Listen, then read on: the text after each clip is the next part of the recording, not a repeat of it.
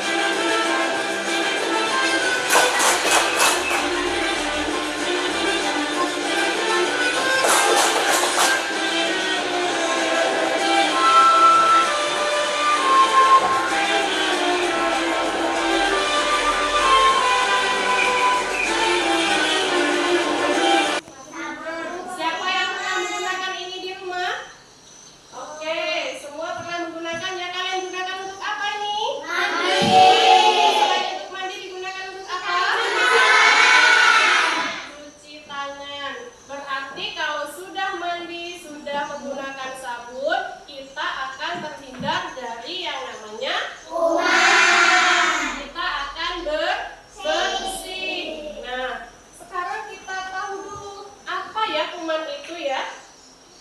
Apa itu kuman?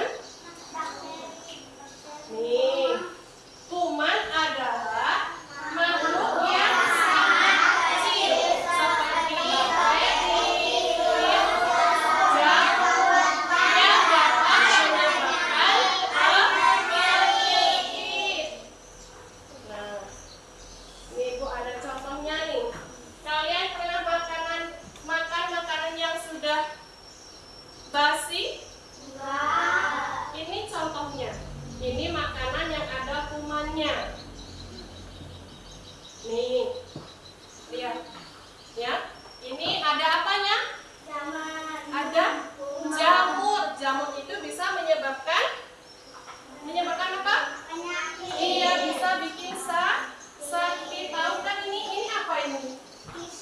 Pisang. Pisangnya sudah sampai berjamur ya. Nah, ini kalau dimakan bisa menyebabkan sakit. Nah, ini contoh yang sudah mengandung kuman atau ada bakterinya. Ibu juga ada contoh nih makanan yang masih bersih. Nih, ini masih terbungkus plastik. Kalian tahu ini apa? Suka? Oh, Ibu juga suka. Ini apa namanya? Keju ya. Ini juga masih bersih karena masih tersegel. Tahu ya? Oke, kita lanjutkan. Menyelesaikan tugas tepat waktu. Itu kesepakatan kelas kita hari ini ya. Siap untuk kelas 1 sekolah dasar bab 3 awas kuman. Sebelum kita mulai, biasakan untuk berdoa terlebih dahulu. Tujuan pembelajaran hari ini, kalian dapat membaca dan menulis buku kata k, ki, ku, ke, dan ko. Anak-anak, coba kalian amati gambar berikut ini. Apa yang kalian lihat pada gambar? Ya, ada dinosaurus yang sedang bersin. Dapatkah kalian melihat kuman pada gambar? Ya, terlihat. Apa yang terjadi pada kuman itu? Kuman itu tersebar untuk mencuci tangan. Kuman. Sekarang jawab pertanyaan berikut ini ya. Ingat, angkat tangan dulu sebelum berbicara. 1. Apa yang terjadi pada hidung Tilo saat ia diam? Ya, betul sekali. Batuk, pilek, kita tidak mudah berserang, kita menggunakan apa? Kita menggunakan masker. Oke, pinter. Nah,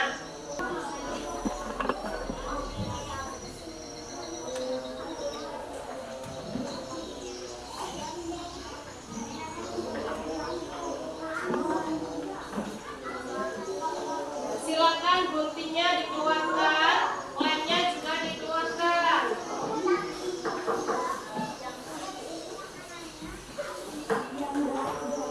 Silakan boleh didiskusikan ya, silakan didiskusikan. Mana itu makanan yang bersih, mana makanan yang kotor. Assalamualaikum warahmatullahi wabarakatuh. Waalaikumsalam warahmatullahi wabarakatuh. Jadi hari ini saya berkenan dengan PI 5 Bu. Iya, Kenal ini Bapak Rudi Samsul selaku PI saya. Saya sebagai PGP angkatan 11 dan Ibu sendiri PI Angkatan 2015 sebagai di sini saya coach Ibu Kecil gitu ya Pak ya. Yang dengan Bapak sebagai Kalau bahasa Indonesia saya tidak selalu tahu bahasa. Ya memang di tujuan percakapan kali ini Bu yang telah Ibu laksanakan, kita waktu itu sudah sebelum Ibu ngajar kita kan sudah melaksanakan observasi ya atau kegiatan sebelum mengajar Ibu sudah kita sudah ngobrol-ngobrol ya. Jadi saat Ibu mengajar pun saya hadir di sana. sebagai pengawal ibu ngajar gitu kan. Jadi sekarang kita mau melaksanakan kegiatan observasi atau coachingnya dengan pembelajaran yang telah ibu laksanakan. Jadi saya di sini akan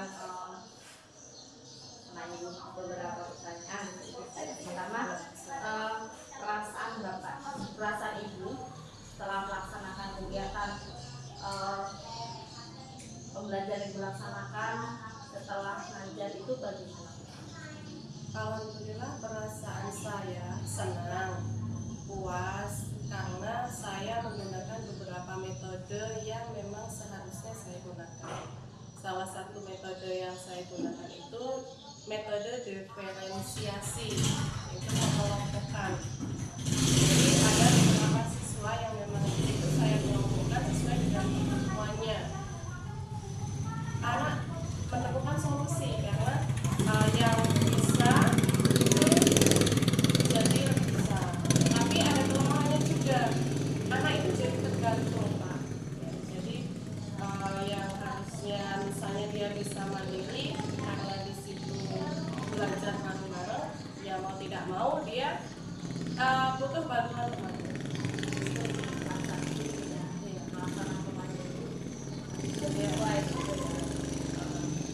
Tadi hal-hal yang baik dalam pembelajaran dilakukan, tadi ada kelebihan, ada ulang itu kelebihan tadi yang pembelajaran Kelebihannya anak kan belajar secara berkelompok, jadi mereka bisa saling berdiskusi untuk memecahkan masalah. Nah, sedangkan kekurangannya anak itu menjadi ketergantungan karena mereka harusnya belajar mandiri, karena di situ bareng-bareng mereka jadi saya tanya dulu ke teman satunya, saya seperti itu. adakah hal yang akan ibu tingkatkan dalam pembelajaran ibu ke depan? Iya, jadi memang saya menyadari ketika saya mengajar, saya memang harus selalu bahasanya itu mengenali metode yang perlu saya gunakan, karena setiap anak itu memiliki daya tangkap yang berbeda-beda. Jadi saya perlu selalu mengevaluasi metode mengikuti perkembangan. Jadi saya bisa menggunakan benda konkret misalnya, atau menggunakan metode pembelajaran yang ada di laptop atau di internet misalnya, seperti itu. Jadi itu tadi dengan jawaban ibu yang perlu ditingkatkan dari metode pembelajaran berbeda itu ya, yang dievaluasi tetap siswanya metode tersebut dengan menggunakan metode berbeda dengan benda konkret dan dulu. Terus yang selanjutnya Bu, rencana ibu ke depan untuk meng-cover kebutuhan murid yang beragam itu seperti apa Bu? Kebutuhan murid itu yang beragam itu tadi kan bilang Bu mengevaluasi, nah evaluasi kan ini metodenya. Ada nggak ke siswanya yang ibu akan evaluasi dari berbagai macam siswa nih? Ada. Jadi setiap siswa itu kan memiliki tadi kemampuan yang berbeda-beda. Jadi nanti akan saya pisahkan. Anak yang mahir itu akan berkumpul dengan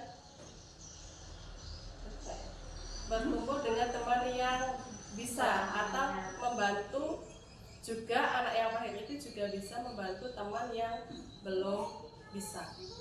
Jadi ya, ibu akan kelompokkan mungkin yang di pemahaman yang sudah mampu atau sudah baik itu dikelompokkan dengan teman yang baik, dan yang kurang baik itu bisa diajari tadi yang dari pemahaman yang sudah baik atau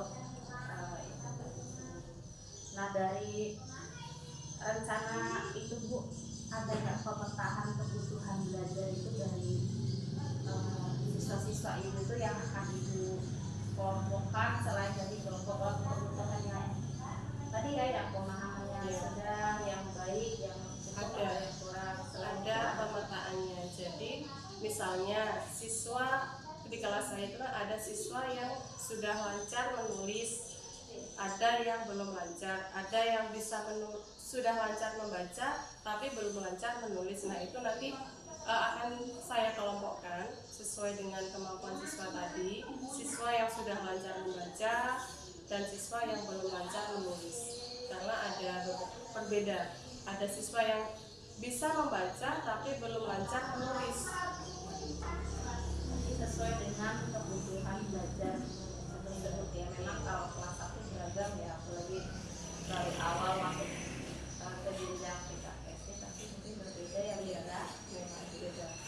Dengan rencana pembelajaran tindak lanjut Ibu yang akan Ibu lakukan, rencananya apa sih yang Ibu siapkan untuk ke depannya ini tadi yang Ibu dari tadi kan Ibu bilang dari yang ditingkatkan untuk metode barunya. Nah, untuk yang Ibu akan ke depannya gitu yang akan disiapkan seperti apa? Yang akan saya persiapkan sebagai guru, saya harus punya senjata.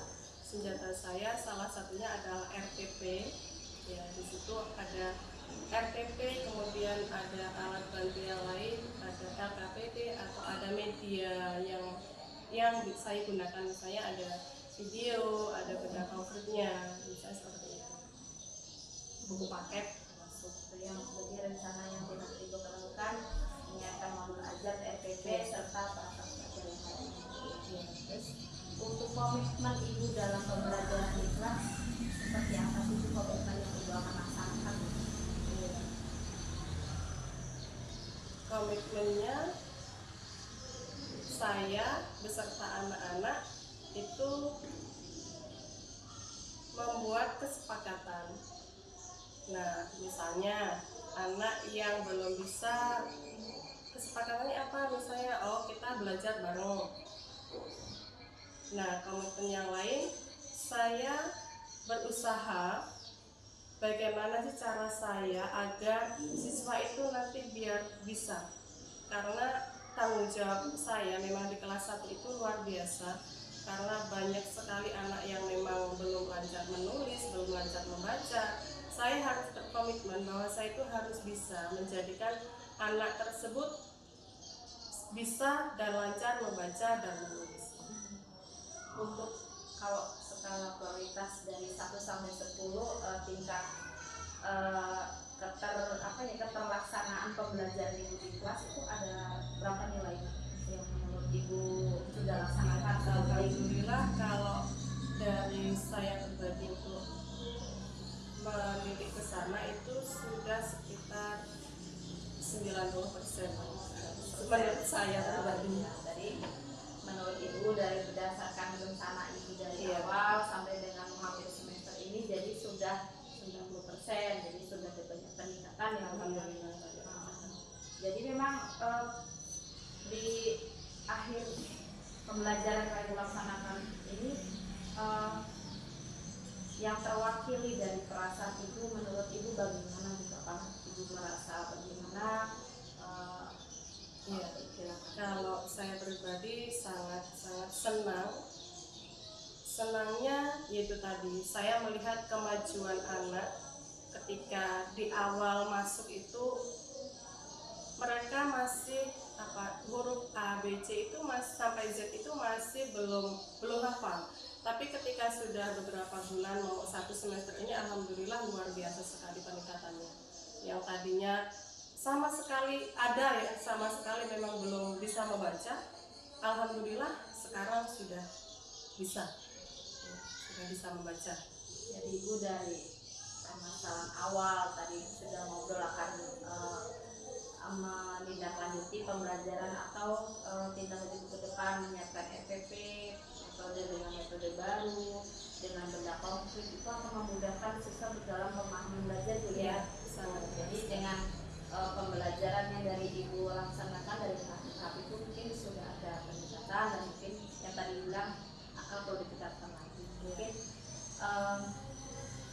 itu saja Bu percakapan kita mungkin dari jawaban-jawaban dari Ibu yang Ibu temukan itu memang sudah mengarah ke sana ya. Alhamdulillah, mudah-mudahan pembelajaran yang Ibu laksanakan ke depannya pun yang sudah dilaksanakan bisa baik. Terima kasih, mungkin itu sampai sini hari ini saya cukupkan sampai di sini. Terima kasih Bu Nini, terima kasih Pak Rudi. Saya akhiri. Assalamualaikum warahmatullahi wabarakatuh. Waalaikumsalam.